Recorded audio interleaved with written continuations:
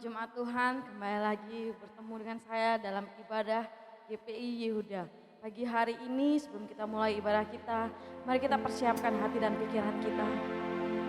Kita renungkan setiap kebaikan Tuhan dalam hidup kita. Dia begitu baik bagi setiap kita.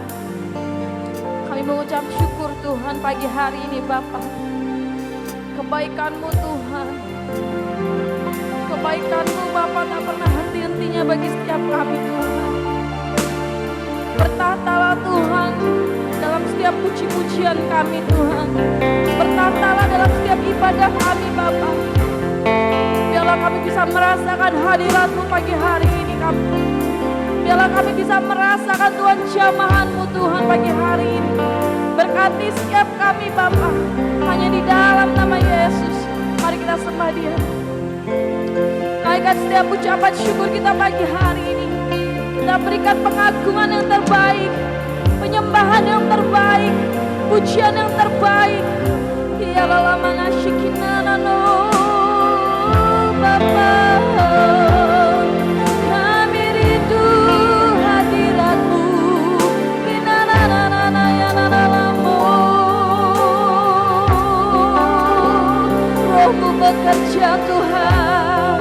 Roh-Mu bekerja Bapa, memulihkan setiap hati kami. Dia dalam manasye hadirat-Mu Tuhan. Dia dalam manasye kita dalam-Mu. Dia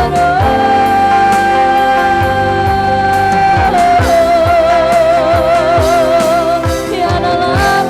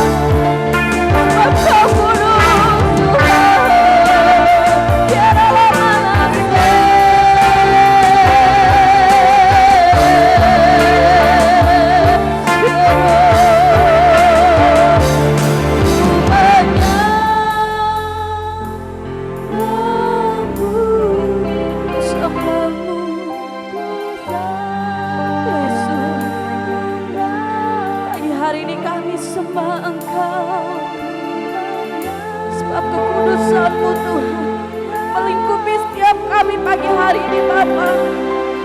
Ku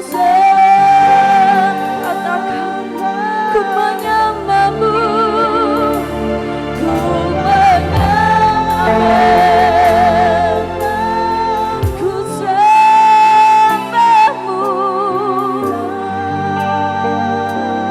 sembah-Mu, ku menyembah, ku menyembah-Mu,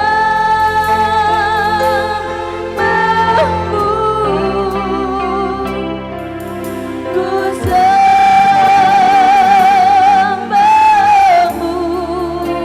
sebab nama-Mu kudus, kudus. Tuhan, sebab nama-Mu, sebab nama-Mu kudus, kudus. Tuhan, sebab nama-Mu kudus, sebab nama Yesus Kau kudus Tuhan.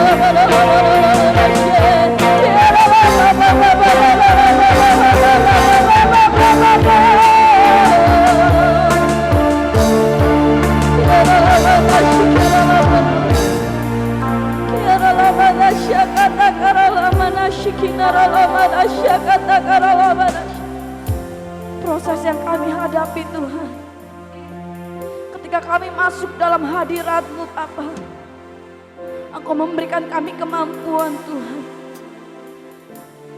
Pergumulan Tuhan demi pergumulan yang kami hadapi Tuhan, ketika kami masuk dalam hadirat-Mu pagi hari ini Tuhan, Engkau yang menggenggam tangan kami Bapa. Engkau yang Tuhan memberikan Tuhan dekapan yang lembut bagi setiap kami Bapa. Ya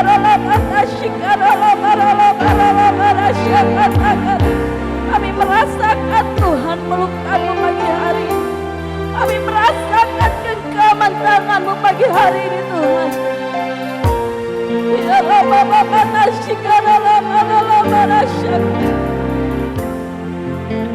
rasakan saudara hadirat Tuhan. Rasakan kebaikan Tuhan. Yesus pegang erat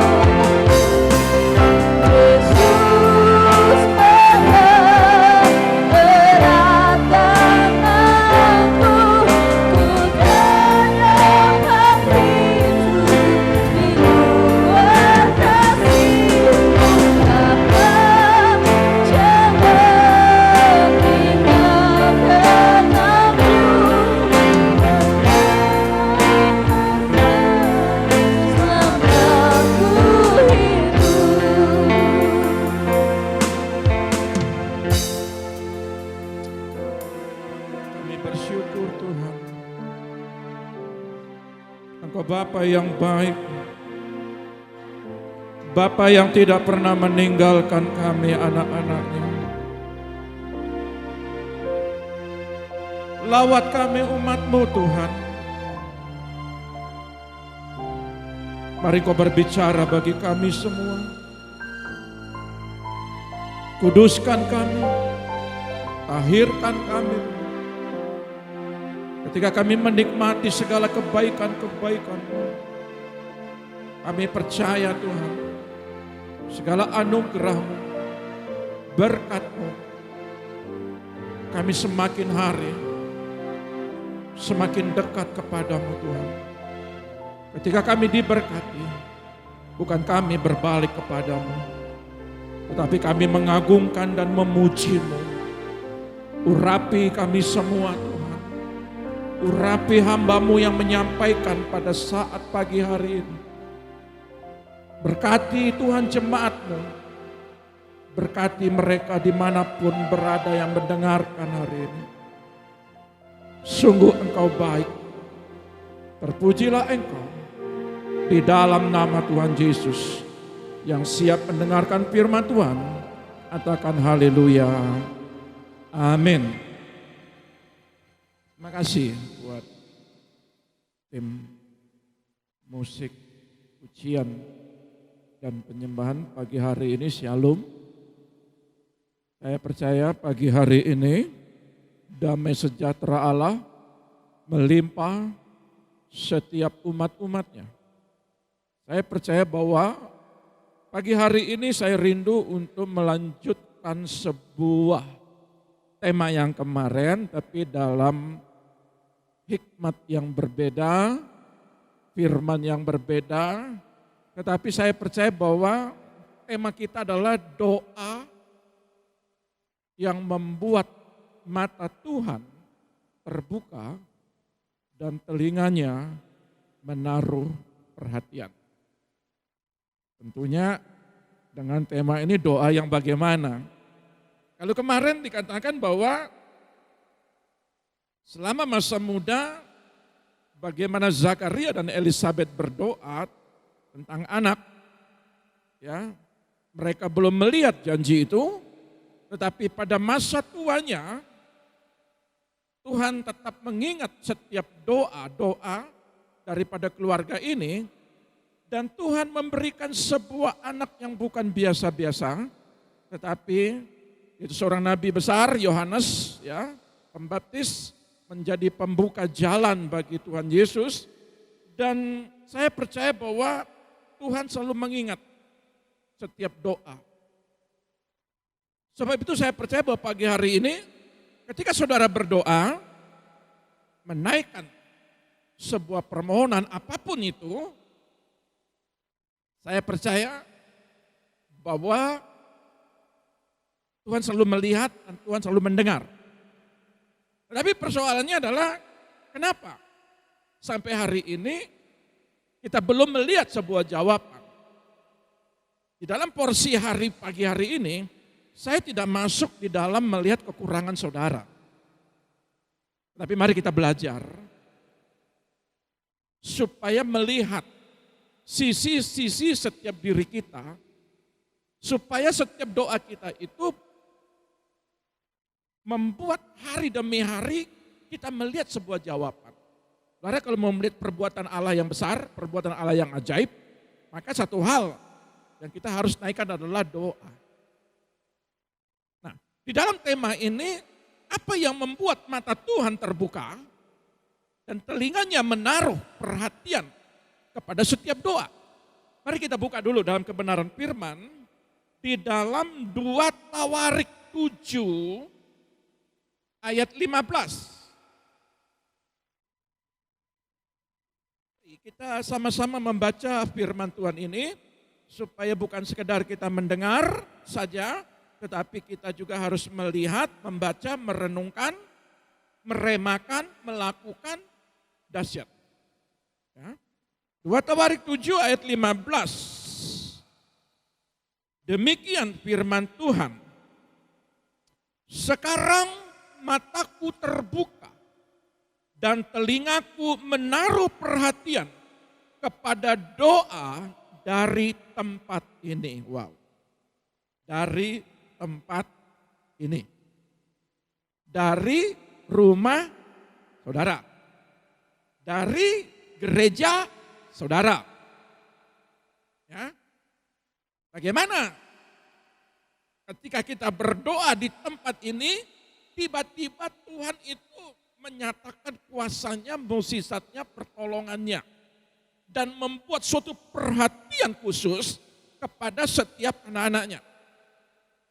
Boleh kita berdoa secara pribadi, boleh juga di dalam kebenaran firman 2-3 orang berkumpul, di situ aku hadir. Ya. Nah, tetapi di dalam 2 Tawarik 7 ini adalah sebuah peristiwa di mana Salomo menaikkan ucapan syukur, pentabisan, perayaan di dalam hari raya Pondok Daud, yang mana dia memberikan korban bakaran, korban sajian untuk rumah Tuhan. Dan Tuhan berkenan. Lalu apa maknanya dengan pelajaran pagi hari ini? Kalau Salomo berdoa ya, di rumah Tuhan, rumah yang dikuduskan pada hari raya Pondok Daud, lalu apa hubungannya dengan kita? Siapa rumah Tuhan? Rumah Tuhan itu ini. Ini mesbah Tuhan. Rumah Tuhan juga bisa berbicara di rumah tanggamu, di rumahmu. Di tempat kontrakanmu, ya, di tempat mungkin kos-kosanmu, engkau hadirkan Tuhan di situ, sama seperti Obed Edom. Ya, di kemahnya seharusnya tabut Allah itu tempatnya khusus di dalam kemah suci yang sudah punya aturan. Ya, di dalam pewahyuan Musa di situ sudah ada aturan. Mana posisi, ya, halaman, ruang kudus, ruang maha kudus. Sudah ada posisi-posisi yang sudah ditetapkan. Siapa-siapa yang datang. Tetapi persoalannya adalah kenapa Obed Edom ini sangat luar biasa, ya. Dia menerima sebuah anugerah, tabut Allah ada di kemahnya dan dia diberkati. Ya. Sekalipun itu menyalahi aturan, ya.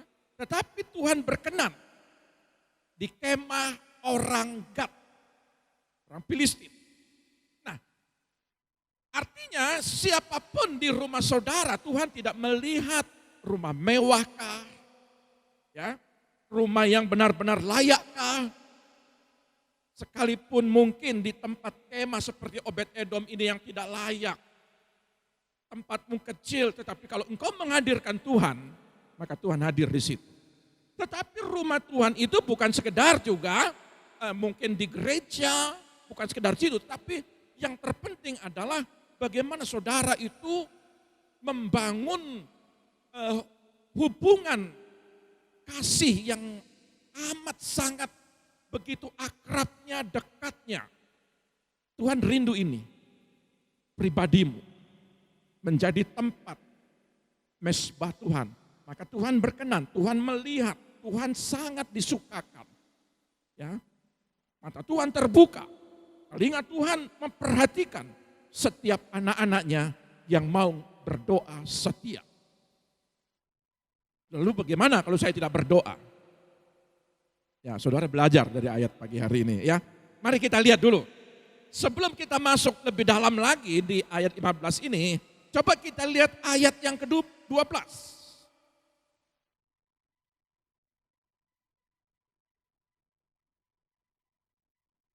Ayat yang ke-12, kemudian Tuhan menampakkan diri kepada Salomo pada malam hari dan berfirman kepadanya, telah kudengar doamu dan telah kupilih tempat ini bagiku sebagai rumah persembahan. Telah kupilih tempat ini. Pribadimu, rumah Tuhan yang menjadi pribadimu, ini rumah Tuhan, telah kupilih karena pribadimu menyediakan sebuah wadah, sebuah tempat untuk Tuhan bertahta. Tuhan disukakan. Maka betapa pentingnya rumah Tuhan dalam pribadi kita.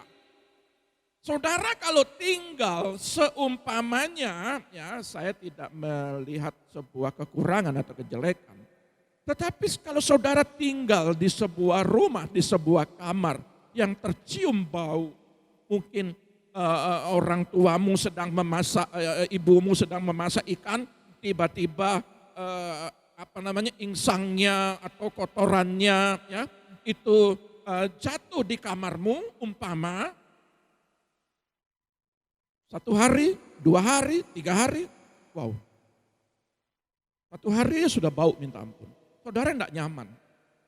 Jadi rumah ini harus harum di hadapan Tuhan. Nah, kalau Tuhan itu senang mau tinggal, saudara saja nggak mau nyaman tinggal di sebuah kamar yang bau, mungkin di situ ada bau bangke. Tetapi anehnya, lalat itu sangat tertarik bau bangke daripada bau bunga yang harum. Beda dengan madu, beda dengan lebah. Lebah itu mencari bunga yang betul-betul, apalagi kalau sudah muncul begitu, dia senang sekali dan di situ banyak sari-sari untuk dia membuat, untuk menyimpan menjadi madu. Tetapi lalat tidak. Lalat lebih nyaman dengan bau bangke. Ya. Sebab itu setan lebih senang kalau lihat rumah ini dosa nggak mau diselesaikan. Itu yang menghalangi hubungan kita sama Tuhan. Makanya dikatakan rumah persembahan itu, kalau di dalam Alkitab ini Salomo memberikan korban bakaran, korban sajian. Nah kita ini korbannya apa? Pujian dan penyembahan. Bukan ngomel, bukan pagi-pagi caci makian, berantemlah. Tuhan gak suka. Jadi saudara belajar bagaimana rumah ini menjadi rumah persembahan. Baca firman, mendengarkan pujian, mungkin dengarkan khotbah. Pagi-pagi sudah cari musuh. Siapa yang mungkin diajak berantem? Kalau enggak istri, suami, enggak suami, anak. Tidak membawa damai sejahtera. Tuhan juga enggak suka di situ. Ya, lalu para keluarga. Nah, saudara lihat, rumah persembahan itu dikatakan telah ku dengar dan telah ku pilih. Ayat 12 ini, ya, telah ku dengar. Ya, telah ku dengar dan telah ku pilih. Telah ku dengar artinya hati yang rindu mencari Tuhan. Kenapa dikatakan telah ku pilih? Karena Tuhan itu tidak pernah salah untuk dia berdiam di tempat itu. Kalau setiap hari kita membangun mezbah, maka Tuhan akan memilih saudara. Apalagi pada hari-hari ini, karena situasi gereja yang sudah terbatas dan dibatasi, maka interaksi antara hamba Tuhan dengan jemaat terbatas, apalagi jemaatnya yang puluhan ribu. Terbatas. Lalu bagaimana caranya? Saudara harus mensiasati. Jangan sekali-sekali saudara menyalahkan seorang hamba Allah. Kenapa? Karena bagaimana mungkin seorang hamba Allah akan menangani saudara yang begitu banyak. Jadi kalaupun mungkin di gereja saudara dibatasi setengahnya, bahkan di bawah 50%, siasati setiap rumah-rumah adakan mezbah doa. Tiap keluarga, masing-masing dari gembala area bertanggung jawab, setiap hamba-hamba Tuhan juga, bagaimana caranya supaya Allah itu berkenan di tempat itu, di rumah itu. Supaya rumah tangga itu selalu memberikan korban persembahan. Dibangun di situ. Saudara akan lihat nanti bagaimana Salomo ini diberkati, bagaimana saudara diberkati. Sangat mengerikan kalau di dalam sebuah rumah tangga enggak ada mezbah doa. Enggak terbangun Nah, misalnya contohnya antara suami dengan istri nggak terbangun komunikasi. Antara orang tua dengan anak nggak terbangun komunikasi. Apalagi sama Tuhan, nggak terbangun. Bagaimana terjadi rumah tangga itu? Bagaimana Tuhan mau melihat? Coba lihat selanjutnya, ayat selanjutnya. Ayat yang ke-13. Bila mana aku menutup langit, sehingga tidak ada hujan, dan bila mana aku menyuruh belalang memakan habis hasil bumi, dan bila mana aku melepaskan penyakit sampar di antara umatku. Karena lihat, ada 3 hal yang terjadi pada masa-masa itu. Bila mana?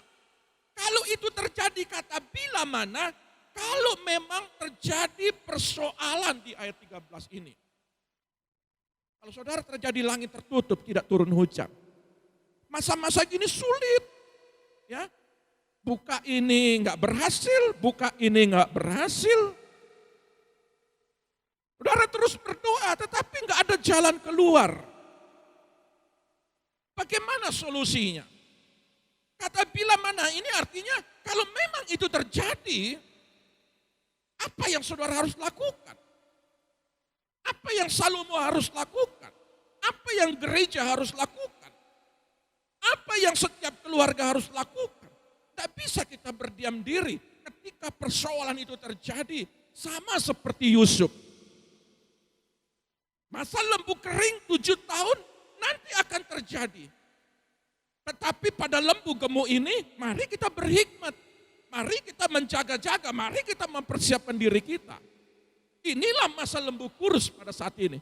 Tetapi saya percaya di dalam kitab Wahyu pasal yang ke-6, ayat yang ke-3, di situ dikatakan, sekalipun ya, masa-masa sulit,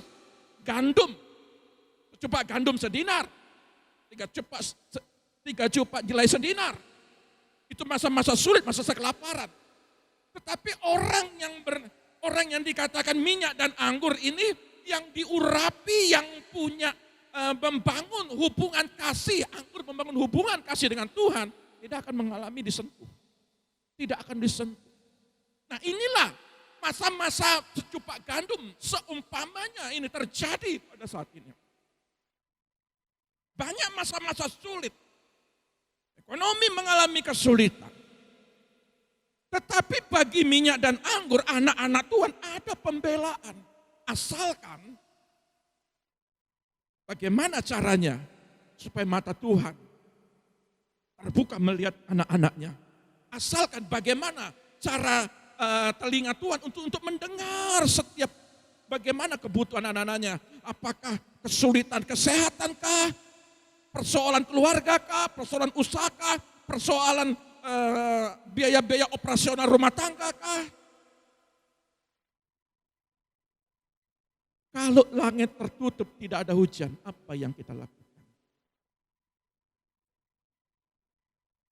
Cari Tuhan, bukan marah kepada Tuhan.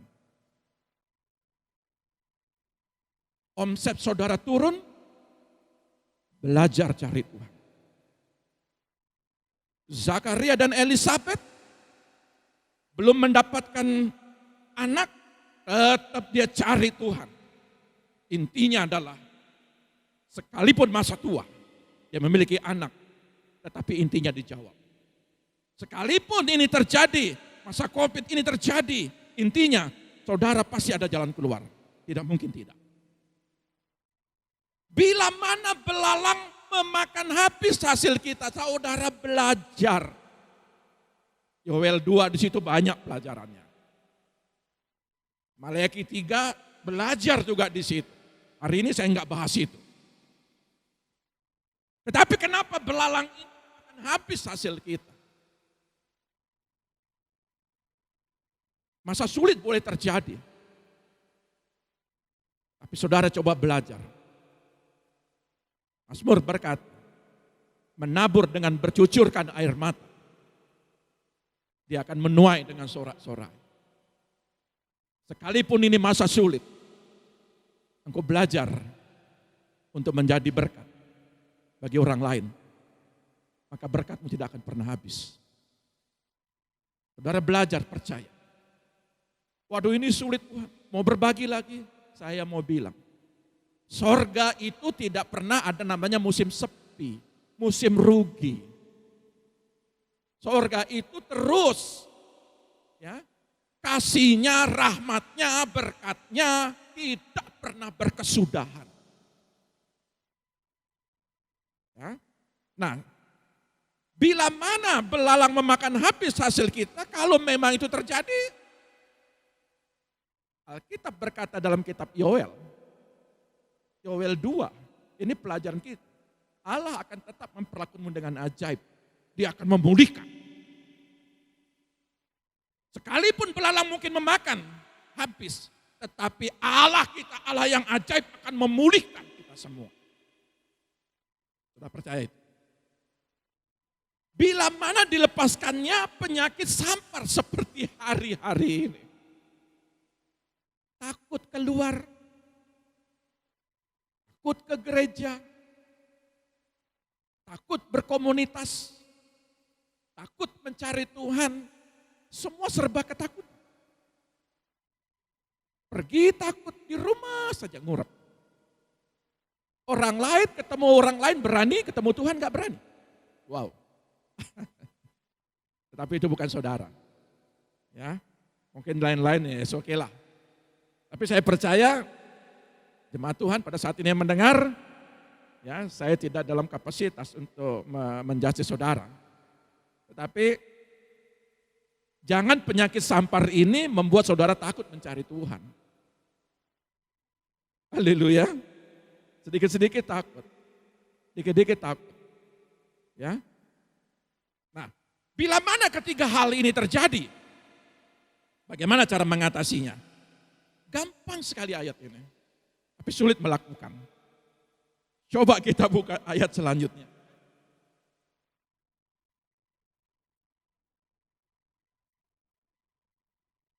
Dan umatku, dan kita yang mendengar pagi hari ini, perhatikan baik-baik, catat. Yang atas namaku disebut, pertama, merendahkan diri. Atau boleh saya lanjutkan lagi. Yang kedua, berdoa dan mencari wajahku, lalu berbalik dari jalan-jalannya yang jahat. Maka aku akan mendengarkan dari sorga dan mengampuni dosa mereka, serta memulihkan negeri mereka. Yang pertama itu merendahkan diri. Kenapa susah sekali merendahkan diri? Dalam sebuah rumah tangga, tidak mau ngalah. Apa yang saudara dapat? Saudara pendoa, saudara berdoa. Tetapi betapa sulitnya. Allah berkata, dan umatku, dan hai para suami, dan hai para istri, belajar merendahkan diri. Ayat ini tidak berkata siapa yang benar, siapa yang salah. Ayat ini berkata barang siapa yang menjadi umatku dan menyebut Tuhan, belajar untuk merendahkan diri. Apa yang bikin sulit buat saudara? Kok saudara lebih nyaman dengan percekcokan, dengan pertengkaran, bahkan di situ ada maki-makian dari jam ke jam, dari hari ke hari, berkelanjutan terus. Bagaimana berita tentang korban bakaran dan korban syukur, korban sajian? Korban bakaran dan korban sajian itu bukan marah, ngedumel, ya, pagi-pagi. Coba saya belajar merendahkan diri. Tetangga diberkati, saudara yang gegeran hatinya. Saudara sakit umpamanya, sakit sesuatu, oh dibuat sama orang ini. Coba belajar hati saudara itu koreksi dengan baik. Belajar berdamai dengan diri saudara sendiri. Sering kali kita mau berdamai dengan Tuhan, tetapi kita nggak berani untuk berdamai dengan diri kita sendiri. Bahkan berdamai dengan orang lain. Coba saudara belajar. Baru ayat yang paling pertama, Kalau mau dikatakan umatku yang atasnya namaku disebut, poin pertama merendahkan diri. Arti merendahkan diri adalah belajar untuk mengasihi lebih dahulu. Belajar untuk memulai dulu untuk pemulihan. Belajar lebih dahulu untuk memaafkan atau mengampuni. Belajar lebih dahulu untuk berbagi dan memberkati. Belajar merendahkan diri. Saya harap dengan cara merendahkan diri ini, saudara berdoa. Dikatakan di sini, berdoa dan mencari wajahku. Saya sudah berdoa, saya mencari wajah Tuhan. Tetapi kenapa jawaban itu tertunda-tertunda? Ada kesombongan dalam diri saudara. Tuhan tidak suka dengan kesombongan. Hancurkan setiap kesombongan. Hancurkan setiap pembenaran dalam diri kita. Kalau kita sudah belajar berdamai dengan diri sendiri daripada diri kita, maka kita mudah sekali berdamai sama orang lain. Ya. Terus dikatakan mencari wajah Tuhan, ada kerinduan. Kalau saudara tidak punya kerinduan untuk mencari wajah Tuhan, bagaimana saudara itu untuk bertahan dalam sebuah doa?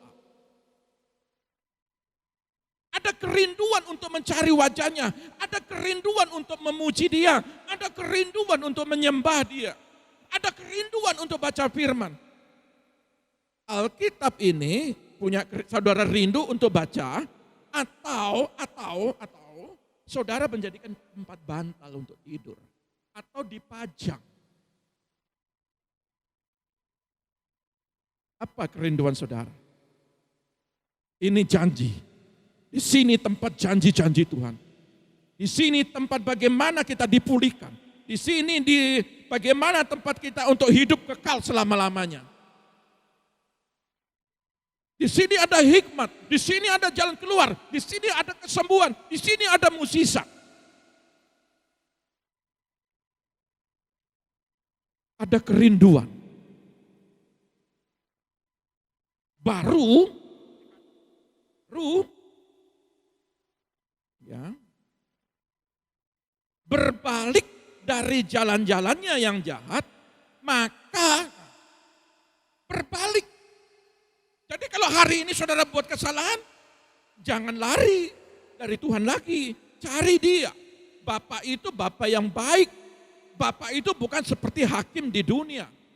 Yang benar mungkin ada yang disalahkan, yang salah mungkin ada yang dibenarkan, atau memang benar di atas benar, salah di atas salah. Ada berapa banyak kriteria hakim di dunia ini. Tetapi hakim di sana, Bapamu sebagai hakim, dia Bapa yang sempurna. Dia tidak melihat anak-anaknya membuat sebuah kesalahan, langsung dia marah begitu besar. Tidak. Saudara buat kesalahan, saudara datang kepada dia. Maka dikatakan, ya, kita berbalik dari jalan-jalan yang jahat. Jangan bertahan dengan perbuatan-perbuatan dosa. Tidak menguntungkan saudara. Maka aku akan mendengar dari sorga dan mengampuni dosa mereka serta memulihkan negeri mereka. Kalau terjemahan lain dikatakan memulihkan tanah mereka.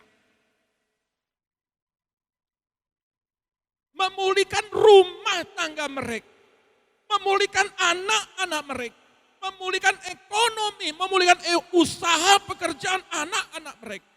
Usaha kita semua, pelayanan kita akan dipulihkan. Dia mendengar, dia mengampuni apapun dosa saudara, semerah kermisi dia putihkan seperti salju. Ya. Mendengar, mengampuni, dan memulihkan. Saya percaya kalau kita lakukan ini sebagai pendoa, maka ayat 15 kalau kita lakukan ini, ya, tolong kita lihat di dalam pengertian firman ini bukan sekedar bagaimana cara kita mengatasinya, tetapi mari kita bertindak. Mari kita bertindak. Bagaimana caranya? Coba kita lihat di dalam kitab Mazmur 133. Ayat 1 sampai 3.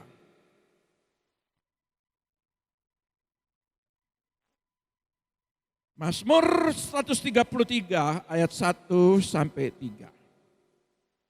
Sungguh alangkah baiknya dan indahnya apabila saudara-saudara diam bersama dengan rukun. Berdiam bersama-sama dengan rukun.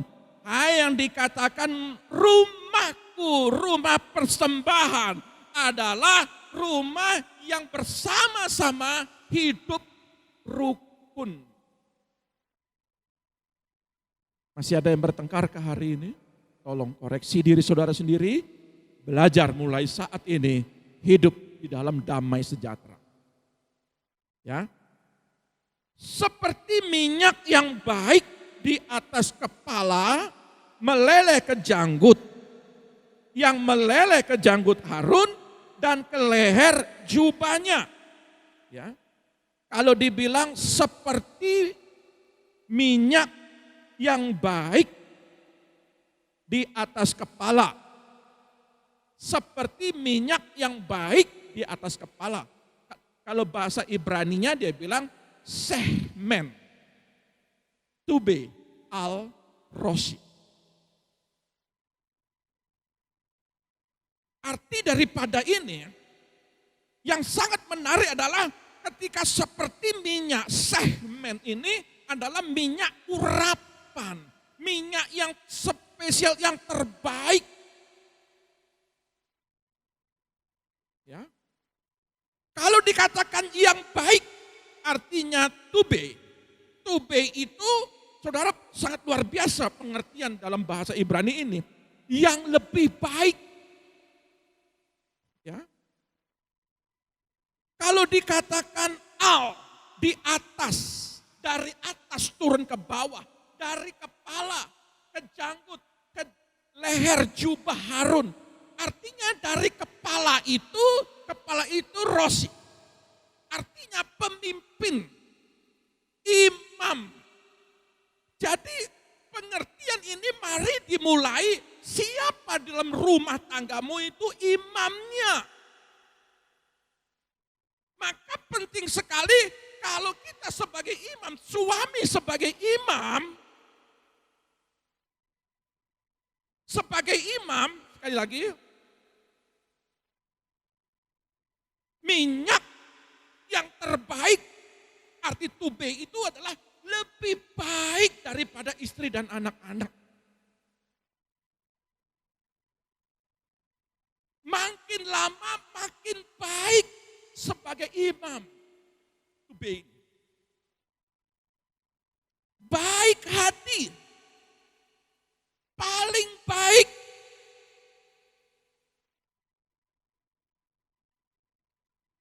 Makin lama makin omongannya enggak karuan.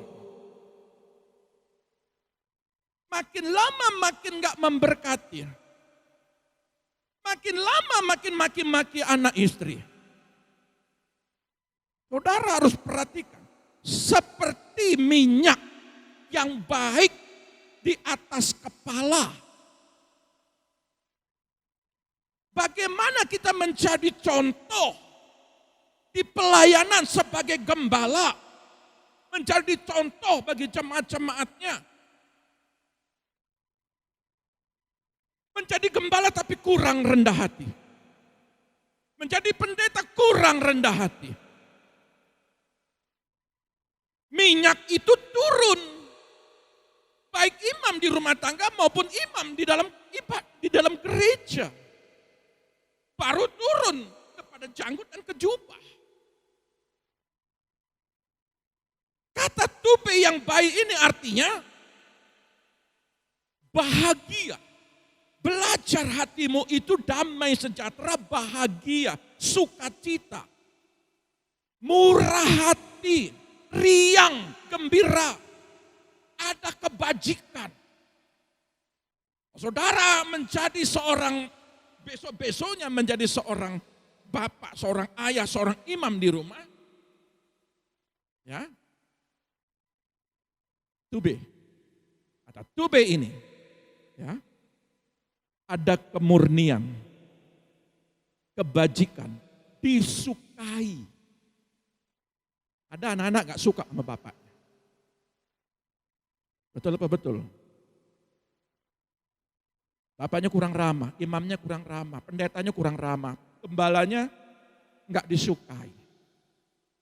Ada kemurnian. Kata tube ini pun juga sepatah kata pun baik. Sepatah kata pun itu memberkati dan jadi berkat. Bukan emosi. Bukan suka marah-marah. Bukan kata-kata yang menghakimi, yang nyelekit ngomongnya. Melukai ngomongnya. Berapa banyak imam melukai anak-anak, berapa banyak imam melukai anak istri. Berapa banyak imam ya melukai orang-orang terdekatnya, orang tua, mertua, saudara ipar.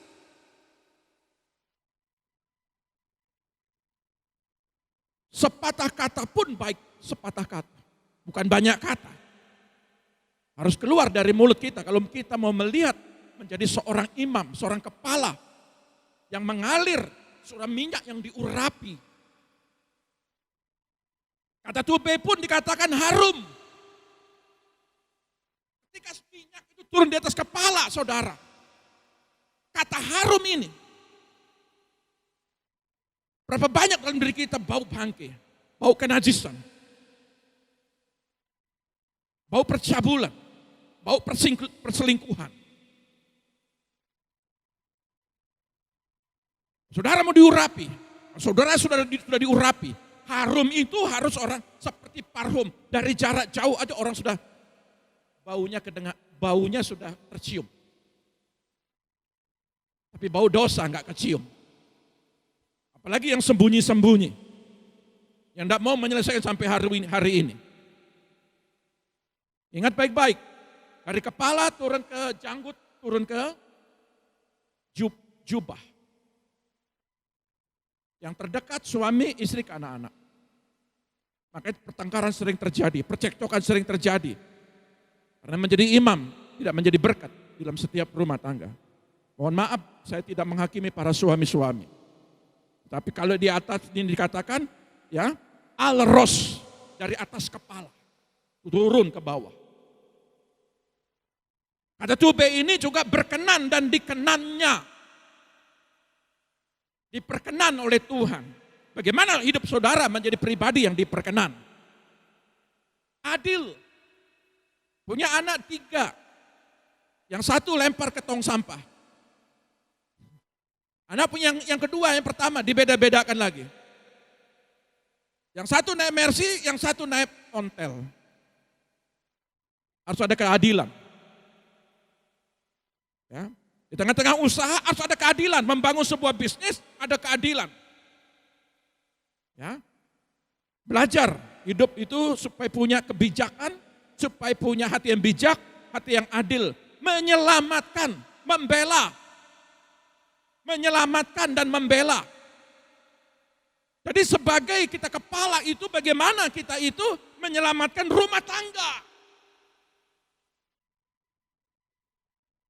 Membela rumah tangga kita. Membela pelayanan kita.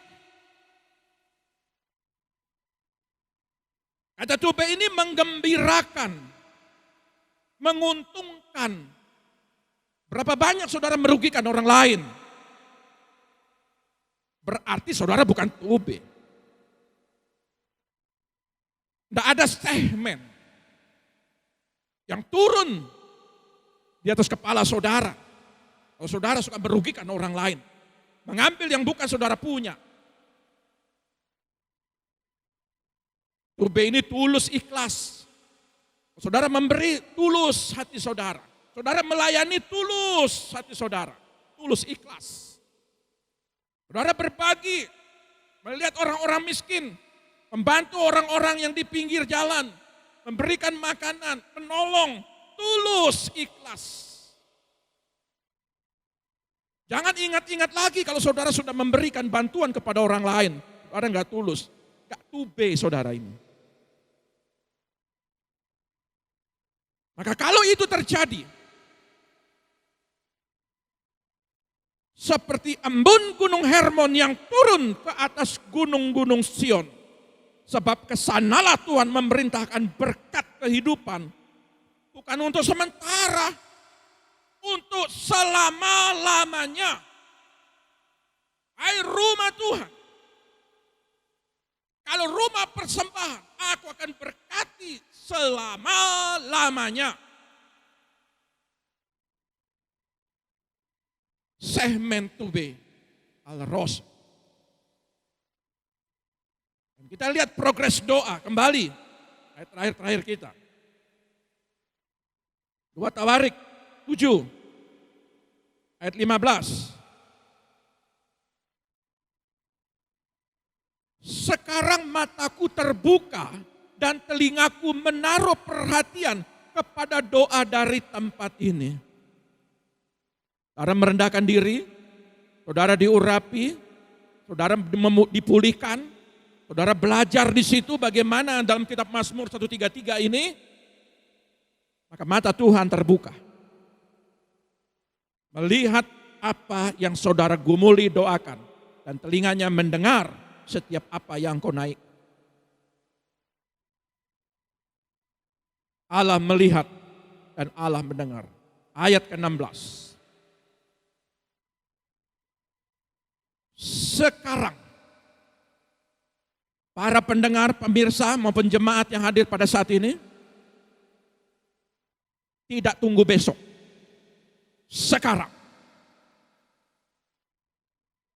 Tuhan bilang sekarang telah kupilih dan kukuduskan rumah ini supaya namaku tinggal di situ untuk selama-lamanya. Maka ya, mataku dan hatiku akan ada di situ sepanjang masa hatiku. Wow, hati Tuhan ada di rumahmu. Hati Tuhan ada di usaha pekerjaanmu. Hati Tuhan ada di rumah kontrakanmu. Hati Tuhan ada di kos-kosanmu. Hati Tuhan ada di hatimu, di pribadimu. Dia diam selama-lamanya. Jangan seperti lalat, lebih suka bau bangkai. Buang itu yang bau-bau. Harum. Supaya Tuhan mencium. Ada korban di sini. Apa? Pujian, penyembahan, doa, firman. Tidak ada dosa lagi. Apalagi dosa-dosa yang tersembunyi. Selesaikan hari ini. Kita ulang lagi sekali.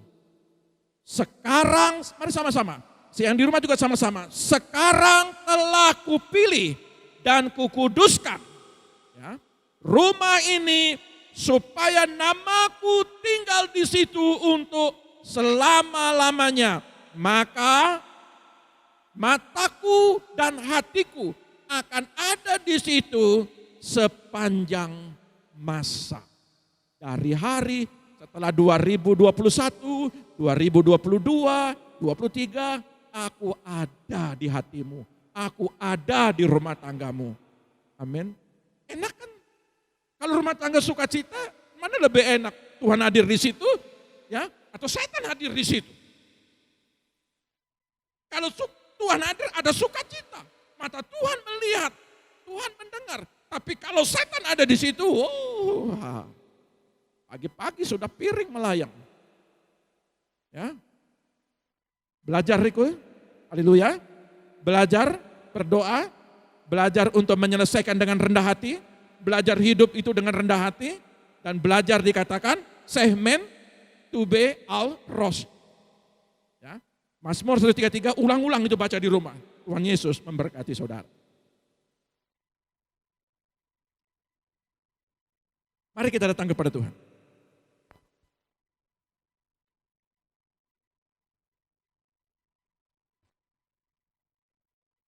Roh Kudus, terima kasih Tuhan. Mari Engkau jamah kami setiap umat-Mu. Taruh di dalam hati kami roh doa, pemulihan, korban bakaran, korban sajian ada dalam pribadi kami yang kami berikan kepada-Mu ya Tuhan. Haleluya. Datang Roh Kudus, Kau ku rindu. Inilah kerinduan kami Tuhan. Dengan minyak yang baru, Minyak yang baru terjadi pagi hari ini. mengalir penuhiku, mengalir pulihkanku. Kuasa-Mu bebaskan hidupku. Mari Roh Kudus datang dan diam. Datang Roh Kudus, Kau ku rindu. Dengan minyak yang baru,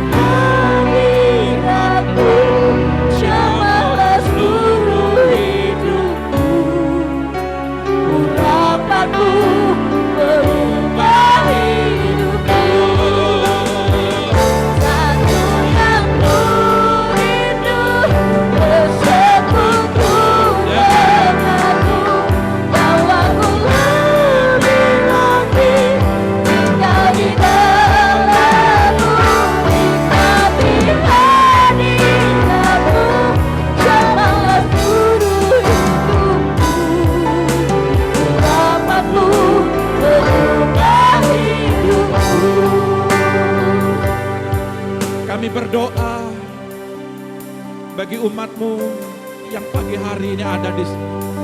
Dan mereka yang mendengarkan Tuhan, dimanapun mereka berada. Mari Tuhan, Engkau memperhatikan setiap anak-anak-Mu. Engkau mendengar setiap doa-doa mereka. Mari Bapa, apapun yang terjadi, hamba percaya Engkau mendengar. Engkau memilih mereka, Engkau memberkati, Engkau terus Tuhan tinggal selama-lamanya. Engkau memulihkan, Engkau menguduskan, dan hamba percaya Tuhan, matamu dan hatimu selalu ada pagi hari ini bagi umatmu. Terpujilah Engkau Tuhan, di dalam nama Tuhan Yesus Tuhan. Ya Rabba ya Sarat.